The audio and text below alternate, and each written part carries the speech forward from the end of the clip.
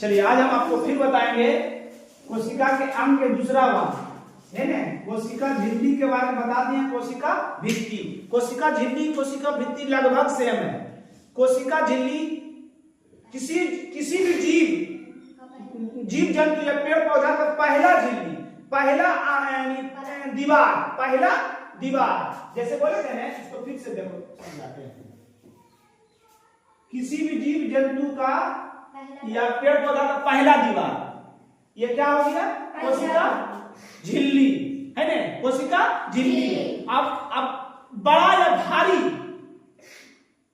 या भारी चीज रहेगा उसमें डबल कर देता है, दो को झिल्ली लगा देता है। क्या करता है? दो को झिल्ली लगा देता है ताकि टूटे में है ना।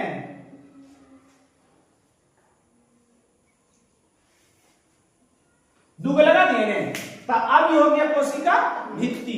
पहला दीवार को, पहला झिल्ली को क्या कहते हैं? कोशिका झिल्ली। अब दूसरा का जब डबल कर रहे हैं, दोहरा दिए तो क्या हो गया? कोशिका भित्ति। कोई दिक्कत समझ में आ गया? कोशिका भित्ति, दोहरी झिल्ली को कोशिका भित्ति कह रहे हैं। जो बोले थे कि एक दुकानदार के जाइएगा तो उसमें एक पॉलिथीन में छोटा छोटा चीज दे देगा, तो क्या होगा? एक चमकील में दे देगा, मगर यदि सब बड़ा दे देगा तो डबल कर देता है। तो डबल जो दोहराए हैं वही की हो गया? कोशिका भित्ति। तो कोशिका भित्ति, दोहरी झिल्ली को कोशिका भित्ति या सेल वॉल कहते हैं ना, डबल पॉलिथीन को। समझ रहे हैं? इसकी विशेषताएं क्या है? कोशिका भित्ति, दोहरी झिल्ली, कोशिका भित्ति या दोहरी झिल्ली केवल पादप में पाया जाता है। कोशिका झिल्ली दोनों में पाया जाता था, पादप और जंतु यानी जानवर, हम लोग, आदमी, पक्षी, झिल्ली उसमें पाया जाता है। मगर कोशिका भित्ति केवल पादप बने पेड़ पौधा, सिर्फ पेड़ पौधा में पाया जाता है। तो कोशिका भित्ति किसमें पाया जाता है?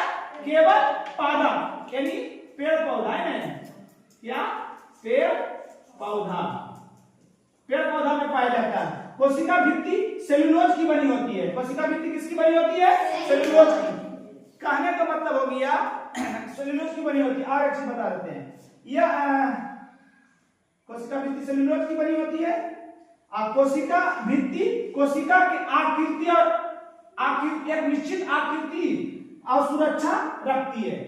जैसे कहने का मतलब हो गया कोशिका भित्ति जो है किसी भी पेड़ पौधा की आकृति माने उसका आकार और उसको सुरक्षा रखता है।